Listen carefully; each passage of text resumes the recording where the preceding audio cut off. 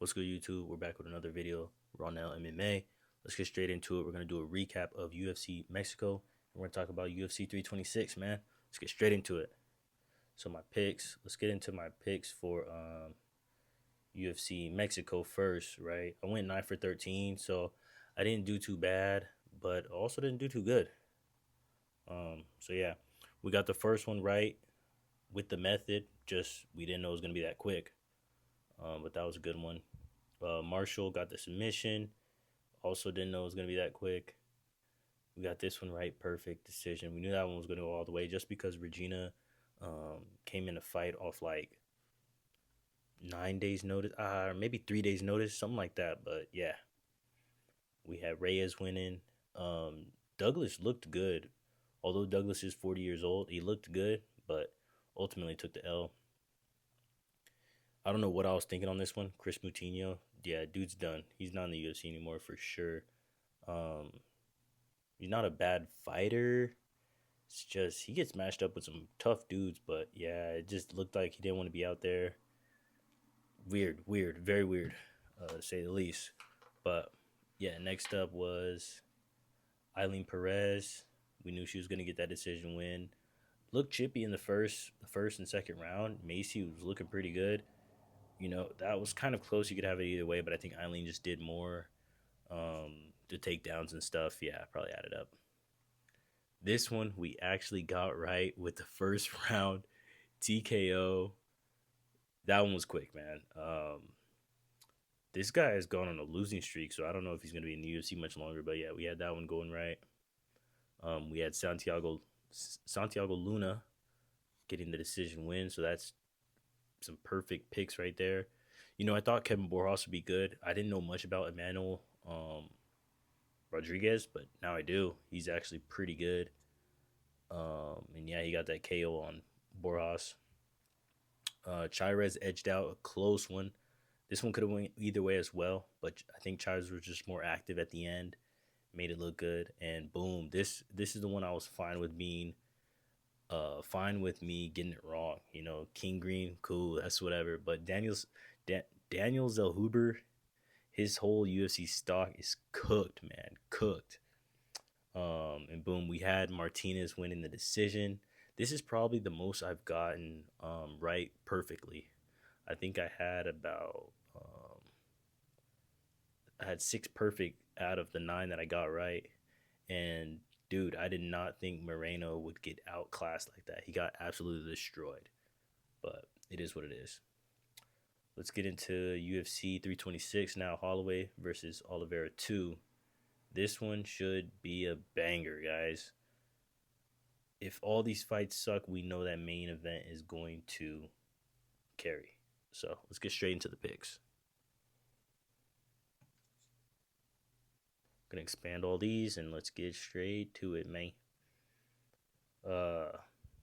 We got the faker Adolfo Balato versus Luke Fernandez, unranked guy, about the same age. It's weird. A lot of people are going with Fernandez here, who has TKOs. Okay, he's coming off some good fights, and yeah, I don't like this dude. What he did against Paul Craig, that was so like he flopped crazy. How do you flop an MMA fight, right? But he flopped, like faked a Paul Craig did an up kick. Dude still has consciousness. He has like puts his hands up and then he falls back and acts like he's knocked out. So yeah, let's go KO Luke Fernandez second round. That's what I'm gonna go. Next up is Gaston Bolianos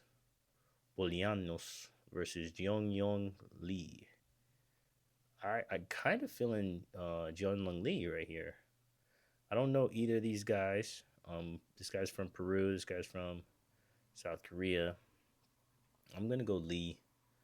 I'm gonna go decision as well. Seems like the right thing to do. Rafael Tobias versus Dr.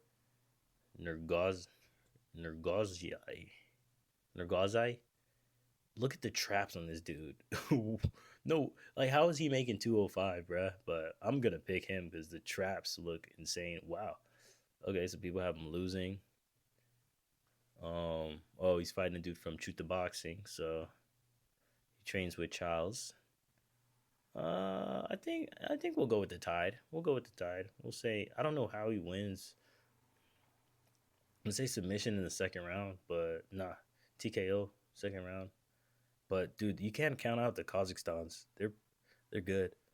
Oh, but he's lost to submissions in his last two. Hmm. And this guy's got a submission in his last fight, so I can see why a lot of people are saying submission. I'm gonna say TKO though, maybe some ground and pound or something, you know. Let's see, Sumadarji. Hey, he's a beast versus Jesus Aguilar. This could be a really good fight. And honestly, personally, I think I would go Jesus Aguilar. I think he's more of a stocky fighter. He's probably gonna be shorter. I know he's shorter than Sumadarji. Whoa, the reach advantage. Dang, that's bad. That's bad for him. Um, yeah, but I think the size favors Jesus Aguilar. I think he gets in there, and I think he gets a KO late third round, like late in the fight once Sumadarji gets more tired and sloppy. But I could see Sumadarji winning as well. This is a toss up, as the community says. It's 51-50. So yeah, but I got Jesus Aguilar. I think he'll get a finish. Um, Cody Durden, who's been on a crazy losing streak, right? Yeah. Um, this knockout though, Jose Ochoa. When Jose Ochoa knocked him out, that was nuts. I don't know if you guys seen that, but if you have, you know that it was a crazy KO. Versus, I'm not even gonna try to name this name, but this guy from Mongolia. I would like to see Durden bounce back, but a 7-year age gap, pushing 32. He'll be 32 in less than or 35. My fault, 35 in less than a month. He's at a reach disadvantage, age disadvantage. We're gonna go this guy. I'll say decision. I don't know this guy. I don't know. Yeah, I haven't seen any of his fights, but okay. So he won the road to UFC. Cool. Okay. Well, he has submission. But yeah, Durden's been on a skid. This may be his last fight in in the UFC, man. Can't lose too many on the UFC, man. Ricky Tercios. Okay, my boy's back. Wow. Slight underdog. Okay. See what the age is looking like. Okay. Okay. So pretty evenly on paper, at least. This is up at featherweight, so Ricky doesn't have to make that cut as bad. This guy's unranked contender series. Okay, so coming off the contender series, Ricky's got to get a win, and he's faced some tough dudes, bro. Eamon Zahabi. Um, yeah, it's crazy. He's been pretty active. The last tough season I watched was the season that Ricky was on, oddly enough. But yeah, went against Sapai. Got choked out by Raul Rosas Jr. I think this guy will get a finish on Ricky, unfortunately. Say submission second round. Dante Johnson versus Cody Brundage. Dude, Cody Brundage. Oh, man, I want to see him get a win just because, like, the way he's been losing has been so cooked, bro. Like, it's it's it's bad. But I don't think he gets this one. Yeah, we're going to go Dante Johnson. I haven't seen this guy fight. I might have saw this Cedric Dumas fight. Guillotine choke. Can't tell. I have seen the last Cody Brundage's fight. Crazy. It's so odd. The decisions he gets are so odd. Cam Rousen did give him the beats though. But yeah, I think he loses this one again. Moderate underdog. Crazy, man. Um Cody's wrestling is solid, so I don't think it'll be a submission. I think it'll be a finish though. Round three. Round three. If Cody gasses, it'll be round three, in my opinion. Cody Garbrandt is back. Cody No Love versus Long Zhao. You know, Cody lost to Rayoni Barcelos. Figgy beat Brian. Okay. Lost to KKF. This 4 years ago, so he's fighting like once every year. Younger guy. This one's hard to pick. I think personally, I'm gonna go with the younger guy. Um, in this case, yeah, I think it's a big decision. It'd be cool if Cody gets a win. That'll prove me wrong. I mean, King Green getting a win last weekend proved me wrong. Like, whew, I did not think he would get a win in that fashion. A KO, or a TKO. And then the main card opens up with RoboCop versus the Hulk, two Brazilian juggernauts. Um, and I like RoboCop. He looked good against Kopylov. He looked good against Jack Hermanson. That was a crazy knockout. He didn't look too bad against Cannonier. I watched that fight. I was kind of worried for Cannonier. I thought Cannonier was gonna lose, but Cannonier weathered it. I think that just came down to experience. The age is about similar on these guys. Bruno's more of a brawler. Um, Arguably won that Vittori fight. If I remember correctly, I think Vittori was looking pretty good in that fight, and it just, judges maybe saw something I didn't. I believe I had Vittori winning that one. He got a submission against Jackson McVeigh, beat Armin Petrosian, two arm bars back to back, and Abus Magomedov. Okay, so he has some decent wins. I know some of these guys that he's fought, decent comp, but I think the comp that RoboCop has faced is better. Brad Tavares, veteran. CLD, Christian Leroy Duncan is legit. Got a unanimous decision against him. Jared Cannonier is no slouch. Has competed for the belt and is a solid, veteran. Um, Jack Hermanson, another veteran, and Roman Kopylov, who has shown flashes of greatness. So I'm gonna go RoboCop. I'm gonna go TKO because I think it'll stay standing up. RoboCop is big. I don't know how this fool makes 185. He is huge, bro. He's probably as big as Poetan. But yeah, we're gonna go Gregory Rodriguez. I don't know. Brazilians don't pronounce the R; they pronounce it like an H. So if your name's like if your name's like Roland, it'd be like Holland. I don't know. It's weird. Drew Dober versus Michael Johnson. This is easily a Drew Dober. If you know, you know. He wins these fights. I'm not gonna dive into the specifics, but he seems to fight against certain people better. If you know, you know. But I'm gonna go Dober. TKO. Yeah. Dober's good, man. Dober's good.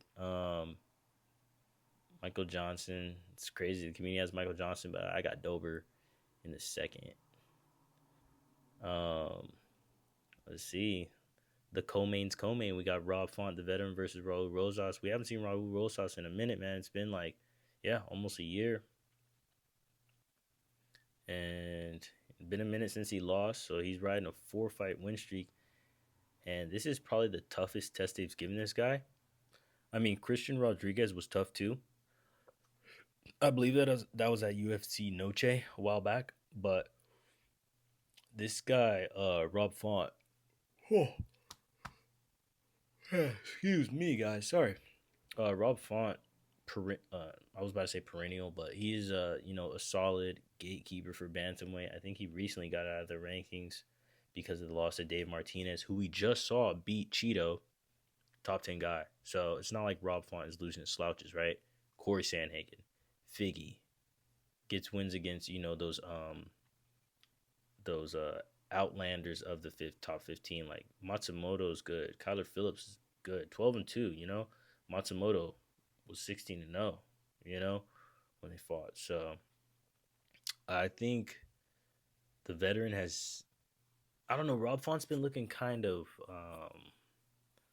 He's aging, man. 38 versus 21-year-old. You move a little bit different when you're getting older and older. Yeah, I'm gonna go Raul Rosas. I think he has the grappling advantage. He's freaky on the ground, man. Rob Font, I don't think he has the speed and the power as much as he used to. So we're gonna go Raul Rosas. Like when I think of Rob Font, I think of like what was it 3 or 4 years ago? Font versus Aldo. Like that's who Font used to be, man. But yay, your fighting life is not doesn't last long. But we got Raul Rosas by decision. I think it'll go the distance, or we might see a submission. I'm gonna go Raul Rosas submission. round 3. Next up, the co-main event, Kyle Bohalio versus Reiner de Ritter. Both coming off of L's, both top 10 middleweights. So he's coming off a unanimous decision against Imavov. A winnable fight where he just couldn't solve the problem in a sense where Imavov was controlling the fight more than Kyle. And I think that's what lost him the fight. It wasn't really like a barn burner, but yeah. And we got RDR, whose last fight, honestly, I think he just lost that because of the activity. You know, fighting that many times in a calendar year is tough. Doing those weight cuts, like these guys are obviously 200 plus pounds, so they're dropping to 185 that many times a year, doing that many camps, training that often. Like your body just doesn't recover, and that's what I saw. I saw him gas out, and he couldn't get off the stool after round 4. So it happens. Slight derailment, but I think either these guys win, they face a top 5 guy, and they're up for the belt. These guys are pure talents.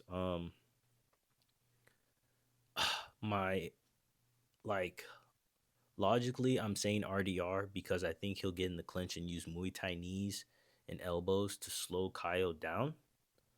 I would like to see Kyle. I used to call Kyle evil Paulo Costa, but Kyle, dude, I like Kyle. It's hard to see his passive victory. RDR is solid. I mean, RDR is beatable. We saw that with the Brendan Allen. But if he's taking a proper rest, let's see, it's been 4 months since the last fight. It's been about 5 months since Kyle's last fight. So they're both should be rested in good form. This one's hard to pick, man. It's really hard to pick. I think I'm gonna go Kyle though. I can see RDR winning. If RDR wins, I could see it being like through the knees, through the clinch work. I don't know if Kyle will be ready for his clinch work because when RDR gets clinching, bro, he looks good. The Whitaker fight was solid. The knee to the body that he put on Bo Nickel, primo. That was amazing. Amazing work. Kevin Holland submission. I was there for UFC. I believe that was UFC 311 in Los Angeles. I thought RDR was. That's when I got on the RDR train. I saw him live. I'm like, dude, he killed Holland. But yeah. So we got Kyle, and then let's see. Yeah, I'm gonna pick Kyle by decision. It's only 3 rounds, so I'll pick Kyle by decision.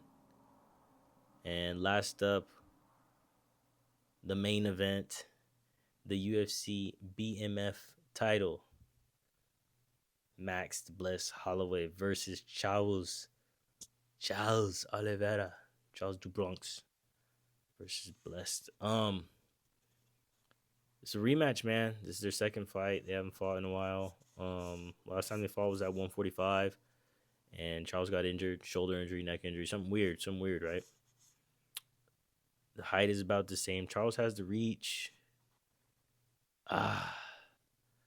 Their most recent loss is both to Ilya. Yeah, it's hard to tell, man. It's hard to tell. I'm gonna go Blessed though. I think the Blessed train gets a finish in the 3rd round. I think if Max can stay standing, keep the fight standing, he'll find the chin. Charles' path to victory is the ground. Getting to the ground, submitting the same way he submitted Gamrot, or rear naked choke, getting to the back, doing something like that. But I think the fight's going to stay standing. I think Charles is going to stay standing. This is one of those fights you don't want to see either guy lose. So, I don't want to see either of them lose. And whoever wins this could be fighting for the belt. Like, I think they'll be 3rd in line. You got to do a mandatory Ilya versus Gaethje because you have the belt and the interim belt. Armin is clearly number 1. I don't know how Armin wasn't in the interim fight That is insane. But I don't run the UFC. I don't know. I know Armin's been doing some crazy things, right? The headbutt, punching Giorgio Poulis, pulling out of the dude. I was mad when he pulled out of the fight because I went to UFC 311 and he pulled out of the fight. I was mad, but was it 311 or 318? It might have been 318, but yeah, guys. I think we got Max. He gets the finish, and yeah, lightweight division is cooking, man. They got some dogs. Um, I think the loser of this fight. I think if Charles loses, it might be a career right there. There's not too many fights left for him right there. Of his caliber. Maybe a McGregor fight. I don't know.